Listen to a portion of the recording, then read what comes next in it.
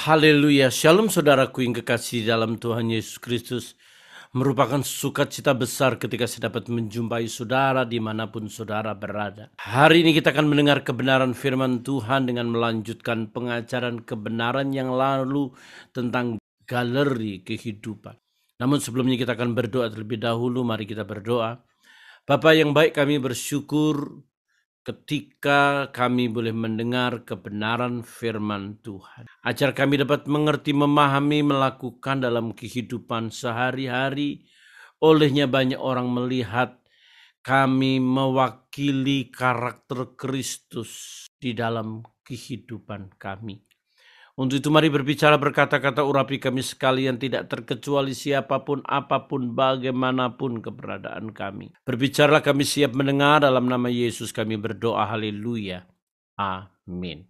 Kita telah mendengar sebuah kebenaran bahwa dalam rumah terdapat begitu banyak perabot. Ada yang dari emas, dari kayu, dari tanah liat, dan dari segala jenis yang ada. Kebenarannya mengatakan bahwa yang dari emas dapat dipamerkan, ditunjukkan, dipresentasikan oleh tuannya. Digunakan sesuatu yang berarti, sesuatu yang berharga. Untuk menjadi bejana dari emas itu tidak mudah prosesnya. Harus berani menghadapi api, atau mereka yang digambarkan sebagai bejana dari tanah liat atau dari kayu, maka mereka tidak akan mampu menghadapi api. Oleh sebab itu kita tidak tahu apakah Allah sekarang sedang memproses saudara menjadi bejana dari emas, dari perak, dari kayu, dari tanah liat. Hanya Allah yang tahu itu. Sebagaimana kemampuan saudara, sebagaimana kemampuan kita untuk menerima proses daripada Tuhan. Kita mengerti bahwa proses itu sangat penting karena hasil itu tidak akan pernah mengkhianati proses. Oleh sebab itu, hasil itu adalah sesuatu yang terjadi dari proses yang ada. Oleh sebab itu, saudaraku yang kekasih dalam Tuhan Yesus Kristus, kalau kita sudah melihat proses yang pertama adalah proses yang sangat penting. Jangan gagal dalam proses itu.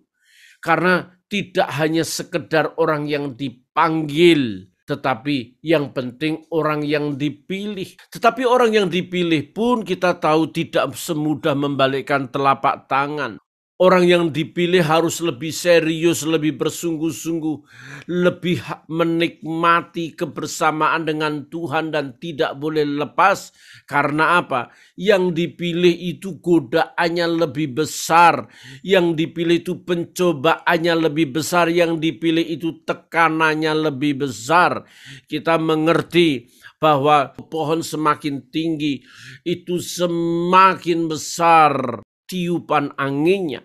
Oleh sebab itu, saudaraku yang kekasih dalam Tuhan Yesus Kristus, kita sudah diberi contoh kegagalan dari Yudas, bagaimana pengiringannya kepada Tuhan, prosesnya, tegurannya tidak digubris oleh Yudas. Yesus sudah beberapa kali mengingatkan, tidak didengar juga. Akhirnya dia jatuh dalam pencobaan dengan menjual gurunya dan berakhir dengan kematian bunuh diri. Proses yang begitu panjang gagal di hari-hari terakhirnya. Kita mengerti Raja Saul juga demikian. Dipilih oleh Allah, diurapi oleh Samuel. Dan dia menjadi pemimpin dari kerajaan Israel, orang nomor 1 pada zamannya. Tetapi proses sedemikian rupa menunjukkan ketidaktaatan Raja Saul. Saul memiliki roh pemberontakan, memiliki roh dendam, kebencian yang luar biasa, roh iri hati yang luar biasa. Dan dia merekayasa pembunuhan terhadap Daud, orang yang juga diurapi oleh Allah, tetapi realitasnya Allah menjagai Daud. Dan kita tahu Raja Saul gagal di hari-hari terakhir pemrosesan yang ada. Akhirnya juga dia mati bunuh diri. Kita melihat dengan jelas Simson orang yang diurapi Tuhan melakukan perkara-perkara yang spektakuler. Kekuatannya dahsyat di atas rata-rata orang. Orang mengagumi bagaimana dia memiliki kekuatan yang prima, yang sanggup mengangkat pintu gerbang, yang sanggup membunuh 1000 orang, yang sanggup merobek singa. Itu tidak bisa dilakukan oleh siapapun dan belum pernah terdengar nabi, rasul, orang-orang hebat sekalipun melakukan apa yang Simson lakukan. Tapi Simson gagal dalam hawa nafsu. Dia jatuh dari pelukan wanita satu ke pelukan wanita yang lain. Dan dia berakhir dengan penderitaan, menjadi budak mata dicungkel. Dan dia minta kematian semi bunuh diri bersama musuh-musuhnya. Sekalipun dia disebut sebagai seorang pahlawan karena kematiannya membunuh begitu banyak orang. Tetapi prosesnya menyakitkan di hari-hari akhirnya. Kita mengerti pasti Salomo. Kurang apa Salomo? Kalau kelas Salomo adalah kelas di mana Allah menghampiri dia dan bertanya, Salomo, apa yang engkau minta? Aku akan berikan kepadamu. Berbeda dengan raja-raja lain, nabi-nabi lain. Mereka datang kepada Tuhan, mereka memohon kepada Tuhan. Dan terus berdoa. Dan seringkali mereka tidak melihat kehadiran Tuhan. Tetapi berbeda dengan Salomo, Allah sendiri datang dan menawarkan apa yang Salomo inginkan. Dan Salomo meminta hikmat. Dan realitasnya Alkitab mencatat orang mengagumi hikmat Salomo. Di mana Salomo memimpin kerajaan Israel menjadi kerajaan yang kokoh, kerajaan yang kuat. Semua kerajaan-kerajaan di masa Salomo tertunduk memberikan upeti. Namun Salomo juga gagal. Dia tidak memiliki hikmat dalam memilih istri. Hawa nafsunya di atas rata-rata orang dengan 1000 istri. Dan 1000 istri ini ada beberapa di antara mereka, entah 10, entah 100, Alkitab tidak menceritakan. Salomo terbawa oleh keinginan istrinya, membawa ke dalam penyembahan berhala. Dan Alkitab mencatat bahwa di hari-hari terakhirnya Salomo tidak berkenan kepada Tuhan. Kita harus berhati-hati dalam proses yang ada. Proses yang ada itu dibutuhkan finishing well. Kalau dalam perusahaan, kalau di dalam suatu produk, di sana ada namanya QIC, quality control. Quality control ini adalah yang memastikan produk ini layak dipamerkan, layak dipertontonkan, layak ditaruh di galeri, layak dinikmati banyak orang. Tidak, itu sang quality controlnya. Dan saudaraku yang kekasih, Yesus ingin kita menjadi orang-orang yang masuk dalam dimensi finishing well. Finishing well ini tidak mudah. Orang harus masuk ke sana karena banyak orang-orang pilihan yang gagal, karena banyak orang-orang pilihan yang jatuh di hari-hari terakhirnya. Lebih celaka lagi, orang-orang yang dipilih ini gagal dan tidak merasakan dirinya gagal. Bahkan sampai dalam kekekalan, sampai dalam surga sana, atau sampai dalam keabadian, mereka tidak tahu mereka gagal. Yesus berkata kepada orang-orang yang datang kepadanya dan berkata, aku sudah bernubuat, aku sudah mengusir setan demi namamu menggunakan nama Tuhan. Aku sudah melakukan banyak mujizat demi nama-Mu. Saudaraku, ini hamba-hamba Tuhan, ini orang-orang yang melakukan perkara-perkara besar dalam nama Yesus Kristus. Nama Yesus digunakan. Nama Yesus merupakan komoditas yang dahsyat. Alam roh saja setan takut, setan gemetar dalam nama Yesus.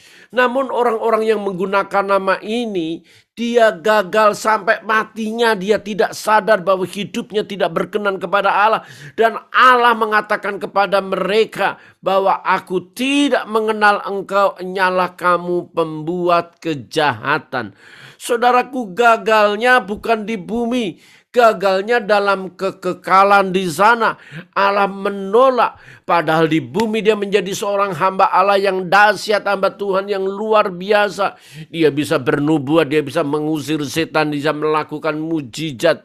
Saudaraku yang kekasih, mari kita belajar di tahapan terakhir. Galeri kehidupan ini berada dalam finishing well. Bagaimana kita berada dalam finishing well? Dalam finishing well itu kita belajar dari karya Allah dalam penciptaan. Karya Allah dalam penciptaan dari Kejadian pasal 1 ayat pertama sampai terakhir ada deretan urutan bagaimana Allah berkarya menciptakan langit dan bumi. Kisahnya begitu rinci, ada aturan main yang jelas. Tetapi kita perlu tahu bahwa ayat-ayat terakhir Allah berkarya dengan finishing well. Allah menciptakan manusia. Ayat yang ke-26 dari Kejadian pasal 1. Maka berfirmanlah Allah, baiklah kita menjadikan manusia menurut gambar dan rupa kita, supaya mereka berkuasa atas ikan-ikan di laut dan burung-burung di udara, dan atas ternak, dan atas seluruh bumi, dan atas segala binatang melata yang merayap di bumi. Kita perlu memahami dengan pasti, ayat ini seringkali begitu kita hafal, begitu kita mengerti bahwa Allah menciptakan kita berbeda dari yang lain. Manusia ciptaan mulia, manusia bukan sekedar homo sapien, tapi homo religious. Manusia bukan hanya makhluk jasmani saja, tetapi juga makhluk rohani. Tetapi sebenarnya kita ini makhluk rohani yang memiliki pengalaman jasmani, bukan makhluk jasmani yang memiliki pengalaman rohani. Mengapa? Karena memang patronnya, dasarnya, esensinya manusia itu adalah gambar dan rupa Allah. Artinya gambar itu demut. Demut itu memiliki akar kata dam atau dama yang artinya darah. Jadi kalau demut itu memiliki arti bahwa manusia itu adalah keturunan darah. Manusia itu memiliki garis keturunan darah. Artinya satu keluarga. Tentu Allah tidak berdarah. Allah adalah roh. Tetapi gambaran ini adalah gambaran manusia yang memiliki hubungan darah. Sehingga kata demut ini juga diartikan menyerupai. Menyerupai. Kata demut ini juga mengartikan bahwa kemiripan menjadi seperti sesuatu yang lain dalam tindakan dan penampilan. Kita perlu tahu bahwa manusia itu satu habitat dengan Allah, satu entitas dengan Allah, satu ekosistem dengan Allah. Karena apa? Demut. Demut itu keturunan darah, punya kemiripan, punya kesamaan, satu ekosistemnya Tuhan. Sehingga kita itu sebetulnya manusia rohani. Alkitab mencatat dengan jelas 1 Yohanes 5 ayat 1. Setiap orang yang percaya bahwa Yesus adalah Kristus lahir dari Allah. Sehingga saudara yang percaya Kristus, saya yang percaya Kristus, Yesus sebagai Tuhan dan Juru Selamat, Dipastikan kita dikembalikan ke rancangan semula yang namanya demut itu, damah. Kita satu generasi, satu keturunan darah, yakni keturunan yang lahir dari Allah. Karena apa? Kuncinya bahwa kita lahir dari Allah itu ada sertifikatnya sejak kita menyebut Yesus Kristus sebagai Tuhan dan Juru Selamat kita. Kita tahu Yohanes pasal 1 ayat 12 mengatakan barang siapa percaya kepadanya diangkat menjadi anak-anak Allah. Kita diadopsi menjadi anak-anak Allah. Artinya diadopsi ini, kita ini sudah menjadi anak terhilang. Orang-orang berdosa yang sudah jauh daripada Allah. Demutnya rusak. Keturunan darahnya sudah hilang. Diambil dengan DNA-nya, diganti dengan DNA-nya iblis, ganti dengan DNA-nya pemberontak itu. Saudaraku yang kekasih dalam Tuhan Yesus Kristus, kita perlu menyadari betapa indahnya. Sehingga Paulus mencatat dalam episode 2 ayat 19, kita ini bukan orang asing, bukan pendatang, tapi kita menjadi kawan sewarga dari orang-orang kudus. Dan kita anggota keluarga Allah. Haleluya, saudaraku yang kekasih dalam Tuhan. Ini kebenaran penting yang perlu kita dengar, yang perlu kita kagumi, yang perlu kita pahami. Betapa kita menjadi keturunannya Allah. Kita dikembalikan ke rancangan semula. Imago Dei itu artinya demut. Kita ini darah, menjadi keturunan darah, menjadi keluarganya Allah. Jadi kalau keluarganya Allah, kita ini punya kemiripan seperti apa yang ada dalam esensinya Tuhan. Kita itu substansinya nyata di dalam diri kita. Intinya kita mengerti, karakternya kita jelas. Kita itu mempresentasikan apa yang Allah miliki.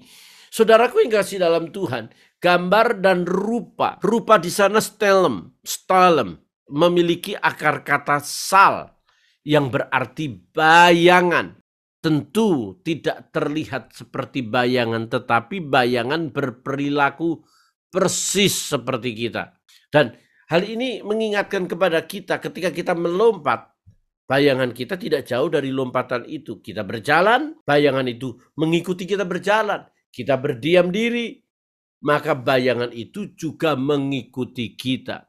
Saudara-saudaraku yang kekasih dalam Tuhan Yesus Kristus, hal terpenting di dalam stelem ini, keserupaan dengan Tuhan ini, kita mau tidak mau sebagai orang percaya, kita harus bisa mengeksplorasi keserupaan Allah di dalam diri kita. Kita mampu dan harus bisa mempresentasikan karakter Tuhan di dalam diri kita. Sesudah yang pertama kita diproses, kita dimodifikasi.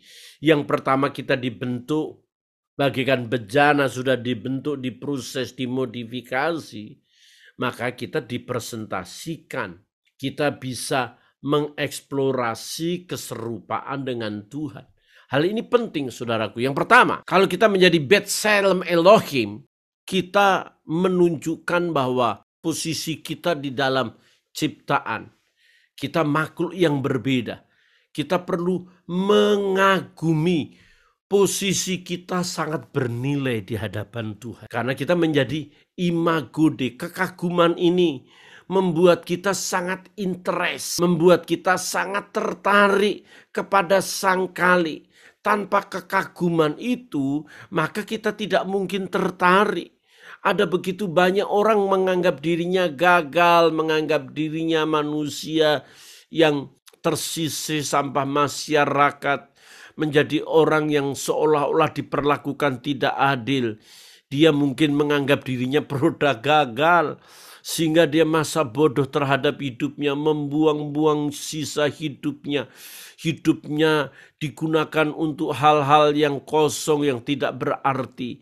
Orang yang model begini tidak bisa mengeksplorasi kekuatan Allah, mengeksplorasi keserupaan dengan Allah karena dia tidak mengagumi hidupnya sendiri.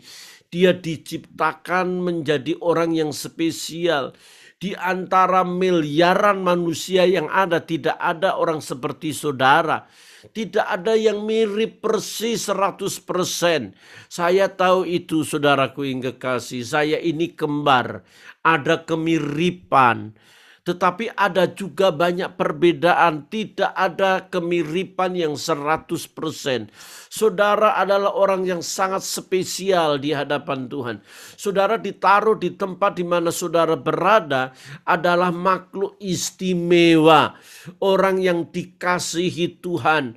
Kagumi itu, mengagumi Tuhan dengan karyanya yang luar biasa. Kalau saya mengagumi Tuhan itu saudara sederhana saja. Bagaimana Tuhan menciptakan hidung kita ke bawah, itu sudah anugerah saudara. Itu sudah kekaguman luar biasa. Coba Tuhan menciptakan kita hidung ke atas. Aduh saudara, kehujanan, banyak orang mati. Karena apa? Hidungnya kesumpel, hidungnya ketutupan. Karena dia tidak lagi bisa menurunkan hujan itu, menurunkan air hujan itu. Bagaimana kalau dia berenang? Sekali berenang pasti air masuk dan dia tidak bisa bernapas dan mati. Ketika Allah menciptakan saudara dengan fisik yang luar biasa, dengan jantung yang berdetak setiap detiknya, itu anugerah besar. Saudaraku, saya mengalami itu dan menikmati betapa Allah menjagai kita. Saudara seloncat-loncat apapun juga. Saudara berlari kayak apapun juga. Jantung saudara tidak rontok dari tempatnya. Ginjal dan paru-paru saudara tetap berada di tempatnya. Dia tidak berantakan di dalam. Itu sudah anugerah luar biasa saudaraku yang kekasih dalam Tuhan. Kagumi untuk mengeksplorasi keserupaan Tuhan. Maka kita harus mengagumi kedudukan kita sebagai manusia yang diciptakan dengan intelek, dengan pengetahuan yang luar biasa, saudaraku yang kekasih dalam Tuhan. Hal yang kedua, ketika kita mengeksplorasi keserupaan stelem itu, kita perlu memahami bahwa kita diciptakan dengan moral. Moral inilah yang membentuk kita bisa bertindak seolah-olah kita dewa bagi diri kita. Tuhan bagi diri kita. Artinya kita menjadi tuan yang mengatur diri kita. Kita bisa berbuat baik, menyatakan cinta kasih. Kita bisa menyatakan bahwa belas kasihan, menyatakan belas kasihan kepada orang-orang di sekeliling kita. Moral yang baik, moralitas yang nyata bisa dinikmati begitu banyak orang. Tindakan keadilan, tindakan keserupaan dengan Allah seperti karakternya Tuhan. Finishing well ini adalah demut dan stelem. Kita menjadi keluarganya Allah, dibasuh dengan darah Yesus Kristus, mengaku dia sebagai Tuhan dan Juru Selamat, dan divonis memiliki akte kelahiran keluarganya Allah, dan kita mengeksplorasi keserupaan. Kalau hal yang pertama kekaguman, hal yang kedua ini adalah moralitas yang perlu diterapkan untuk orang-orang di sekeliling kita. Sehingga orang-orang di sekeliling kita merasakan kehadiran Allah. Dan kita perlu tahu Yesus yang kita percayai, dia tidak pernah membunuh. Dia tidak pernah melakukan hal-hal yang najis dan kotor. Tidak satu kali pun Yesus jatuh dalam skandal janda muda, jatuh dalam perzinahan. Yesus tidak satu kali pun dia menyakiti seseorang dan kemudian dendam dan membunuh. Tidak pernah. Tidak ada dusta di antara kehidupan yang Yesus miliki. Karena apa? Yesus adalah gambar Allah yang bergerak. Gambar Allah yang bisa menunjukkan jati diri Bapa di surga dengan perbuatan-perbuatan baik. dengan mujizat-mujizat yang luar biasa. Hatinya mengalir belas kasihan. Hatinya mengalir kasih yang luar biasa. Dan tidak pernah ada manusia di bumi ini seperti dia. Karena dia adalah gambar Allah. Oh haleluya saudaraku yang kekasih dalam Tuhan. Hal yang ketiga, mau tidak mau kita harus bisa membentuk citranya Tuhan di dalam diri kita. Kalau bisa orang tahu, orang melihat, orang mendengar kita adalah orang-orang yang mampu menciptakan citra Tuhan di sekeliling kita. Seolah-olah teori, seolah-olah idealis. Tapi memang begitu. Idealis itu mesti harus realistis. Kita ini menjadi orang-orang yang bukan idealis tapi realistis. Kebenaran itu kalau idealis seperti orang Farisi yang jahat. Bisanya mampunya debat tentang kebenaran. Mampunya mengolok-olok orang lain, mengatakan orang lain sesat, mengatakan orang lain sekolahnya abal-abal, kuliahnya abal-abal, menuduh orang lain kuliah tidak beres, sementara dia mencitrakan diri sebagai seorang di mana dia menjadi orang the best of the best. The best of the best itu judul film. Kita tidak sedang main film, kita sedang berada dalam kehidupan nyata. Jangan sampai kita mencitrakan diri orang-orang jahat, di mana orang jahat itu memfitnah orang, mengata-ngatain orang, menganggap dirinya baik, menganggap dirinya orang yang lebih daripada orang lain. Siapa saudara? Saudara adalah ciptaan daripada Allah.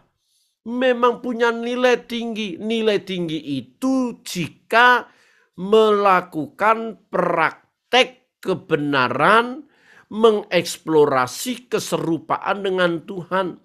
Kalau yang namanya memfitnah, yang namanya menuduh orang, yang namanya mengunderestimate orang lain, itu mengeksplorasi kemampuan iblis. Setan Lucifer itu ada di dalam diri saudara. Alkitab mencatat bahwa melihat orang itu lihat dari buahnya. Dari perbendaharaan yang jahat akan mengeluarkan kata-kata yang jahat. Maka model-model seperti ini membentuk opini dari asumsi-asumsi yang buruk. Dari pendapat-pendapat yang buruk, pendapat-pendapat jahat mengindoktrinasi orang lain. Padahal gini saudara itu setan.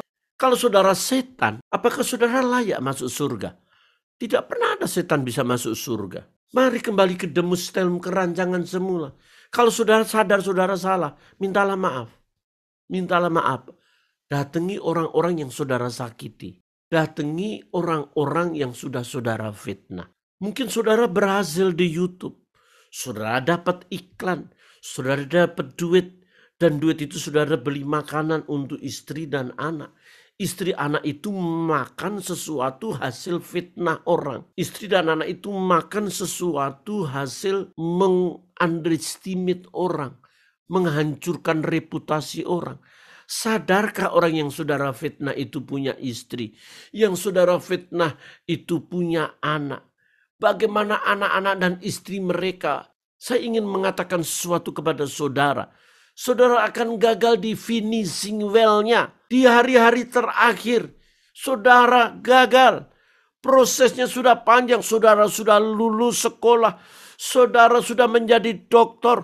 Tidak peduli dokter saudara mau luar negeri, luar angkasa sekalipun saya tidak pusing. Tetapi kalau saudara mengeksplorasi kemampuan setan di dalam diri saudara, maka dapat dipastikan saudara tidak sedang hidup di dalam kasih Allah.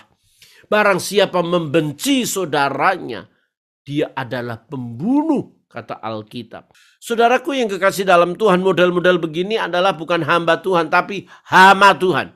Dia malah merusak pekerjaan Tuhan. Ingat, hasil tidak akan pernah mengkhianati proses. Kalau proses saudara hanya menuduh, proses saudara hanya mengkhianati, proses saudara hanya fitnah, hasilnya tidak akan pernah mengkhianati. Saudara-saudaraku yang kekasih dalam Tuhan Yesus Kristus, ketika kita membentuk citra Allah di dalam diri kita, maka kita disebut sebagai orang-orang yang rohani, yang punya pengalaman jasmani. Orang-orang yang jasmani dan ingin punya pengalaman rohani yang model seperti yang saya katakan tadi. Paulus mengatakan dengan jelas di hari-hari akhir hidupnya dalam 2 Timotius 4 ayat ke-6 dan sampai 8. Saya akan bacakan buat saudara. Mengenai diriku, darahku sudah mulai dicurahkan sebagai persembahan dan saat kematianku sudah dekat. Aku telah mengakhiri pertandingan yang baik, aku telah mencapai garis akhir, dan aku telah memelihara iman. Sekarang telah tersedia bagiku mahkota kebenaran yang akan dikaruniakan kepadaku oleh Tuhan, Hakim yang adil pada harinya. Tetapi bukan hanya kepadaku, melainkan juga kepada semua orang yang merindukan kedatangannya. Orang yang sudah finishing well dan berhasil, salah satu cirinya dia menyadari hari-hari akhirnya telah tiba. Satu hal, Paulus mengerti dirinya akan kembali kepada Tuhan. Dia betul-betul fokus. Dia dikembalikan ke rancangan semula. Oheb Yisrael dari Afta. Dia berkata begini, tubuh kita membentuk kemiripan Tuhan di bumi dengan bayangan yang dilemparkannya. Demikian pula kita dengan aktivitas kita, membentuk Tuhan yang kekal sesuai dengan rupa kita. Jika kita bertindak baik, dengan demikian kita membentuk tangan kanan manusia Tuhan. Jika kita melawan kejahatan, kita membentuk tangan kiri manusia Tuhan. Jika kita tidak melihat hal-hal buruk, kita membentuk matanya. Jika kita melakukannya, jangan biarkan telinga kita mendengar kebohongan. Kita membentuk telinganya. Tuhan meminta hal seperti ini agar kita sadar bahwa kita harus berbuat benar dan tidak berbuat dosa. Mari kita fokus masih dalam stelem, masih dalam keserupaan bayangannya Tuhan. Kalau kita berada dalam bayangannya Tuhan, maka seperti Paulus katakan kepada kita, kita hidup lebih fokus dan tidak bergeser dari target yang Tuhan tentukan. Kenapa Paulus berkata, jika emas itu disucikan dari yang jahat, ia layak digunakan sebagai perabot yang berharga. Disucikan di sana tidak sedang menggunakan kata kados. Biasa kalau orang disucikan itu kan menggunakan kata kados. Tetapi tidak ada kata kados di situ. Yang ada adalah katairo. Katairo memiliki arti completely out atau pure atau cleanse. Memiliki arti bahwa kita itu dibersihkan, kita itu dimurnikan. Kalau kita sungguh-sungguh dimurnikan dari apa? Dari hautos. Hautos sebetulnya ini tidak ada kata jahat di sana. Kata jahat itu adalah terjemahan dari latar belakang ayat yang ada. Supaya orang tahu bahwa orang-orang jahat itu apa? Hautos ini memiliki arti kata unfit, tidak layak. Yang tidak layak itu adalah orang-orang yang hidup tidak fokus. Orang-orang yang hidup tidak serius menyampaikan kebenaran. Mereka dikatakan orang-orang yang sesat. Ngomongannya tidak layak didengar. Ngomongannya itu seperti mulut ember. Seperti nyinyir. Tanpa screening. Sehingga mulut dengan kotoran baunya sama. Saudaraku, kekristenan itu harus murni dalam tindakan. Katakan ya di atas ya, tidak di atas tidak. Kalau saudara berkata ya, saudara dan saya kita harus bertanggung jawab. Kalau kita berkata tidak, kita juga harus bertanggung jawab. Ya di atas, ya tidak di atas, tidak. Karena selebihnya itu daripada yang jahat. Mari kita belajar fokus, kita belajar serius kepada Tuhan. Alkitab mencatat kalau orang-orang fokus itu adalah orang-orang yang tahu meminimais bahaya. Orang-orang yang fokus itu mampu mempreventif bahaya yang ada di depan. Orang yang bisa memprediksi bahwa hasil yang dilakukannya adalah berguna bagi kemuliaan Tuhan. Tapi orang yang tidak fokus, orang yang tidak serius dengan Tuhan, dia akan ceroboh. Ada begitu banyak orang bagaimana hidup menghindari penyakit ketimbang hidup sehat. Demikian juga saudaraku yang kekasih dalam Tuhan. Kehidupan rohani kita juga demikian. Ketika kita menghindari hal-hal yang buruk, hal-hal yang dosa, kita memaksakan diri kita untuk kita berdoa, memaksakan diri kita menyembah, memaksakan diri kita belajar firman, maka secara otomatis penyakit-penyakit itu tidak akan menghampiri penyakit-penyakit rohani. Karena Alkitab mencatat dengan jelas, bukan? Kebenaran-kebenaran itu adalah makanan kita. Manusia bukan hidup dari roti, tapi dari segala firman. Kalau saya tidak minat makan, tidak tertarik makan karena usus saya, karena ada sesuatu komponen di dalam diri saya, dalam tubuh saya yang sakit. Mungkin perutnya lagi rada. Maka makanan tidak minat, tidak ingin makan karena asam lambung naik. Memakan rasanya tidak enak. Karena apa? Karena dia tidak hidup sehat, makannya tidak tepat waktu. Kalau lapar saja dia makan. Kalau tidak lapar dia tidak makan. Kalau dia sedang ingin menyembah ya menyembah. Kalau tidak ingin menyembah ya juga tidak ingin menyembah lama. Maka anatomi spiritnya itu rusak. Karena apa? Anatomi spiritnya itu seperti anatomi tubuh yang perlu asupan makanan. Perlu asupan kebenaran, perlu asupan penyembahan, perlu asupan hidup benar. Kalau asupan itu seenak perutnya sendiri, maka anatominya itu rusak. Walaupun namanya tidak radang, namanya tidak asam lambung, asam urat, atau darah tinggi. Tetapi kerohanian itu akan jauh lebih terpuruk keadaannya. Oleh sebab itu jangan kita menghindari penyakit, tetapi jauh lebih baik ketika kita memilih hidup sehat.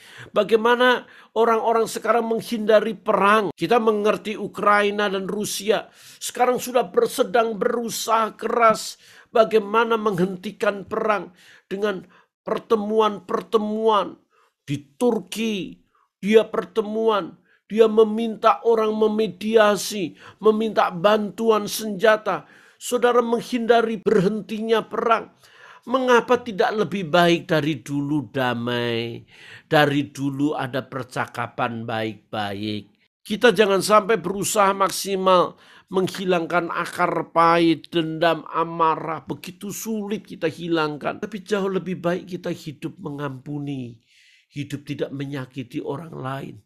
Ada satu pepatah, ini pepatah orang-orang Yahudi, bahwa kita harus menyapa semua orang dengan wajah yang menyenangkan. Kami menyinari orang lain untuk membantu orang lain bersinar dan untuk memvalidasi rasa harga diri mereka. Nilai seseorang tidak bersifat transaksional. Siapa kamu sehingga kamu harus memperhatikanmu? Pertanyaan yang lebih baik untuk ditanyakan ketika kita menahan perhatian kita adalah, siapa saya sehingga saya harus mengabaikan Anda? Oleh sebab itu saudaraku yang kekasih dalam Tuhan Yesus Kristus, finishing well. Finishing well itu kita mengeksplorasi keserupaan Allah di dalam diri kita sebagaimana kasih Allah memperhatikan manusia. Mari kita memperhatikan orang-orang di sekeliling kita.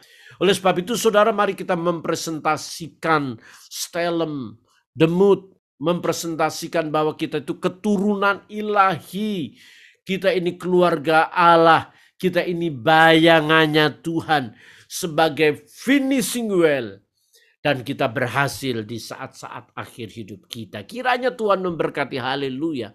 Amin. Mari kita berdoa bersama-sama. Bapa, kami bersyukur bahwa kami telah mendengar sebuah kebenaran bahwa kami akan dipertontonkan, kami dalam etalase dari galeri kehidupan, sehingga kami dapat mengeksplorasi keserupaan dengan Tuhan dalam tingkah laku, perbuatan, perkataan kami. Mari Tuhan, Engkau pimpin kami untuk hidup berkenan kepadamu. Terima kasih, kami bersyukur dalam nama Yesus kami berdoa, haleluya. Amin. Terima kasih saudaraku, saya sangat bersuka ketika saudara like, subscribe, dan komen. Tuhan memberkati. Haleluya. Amin.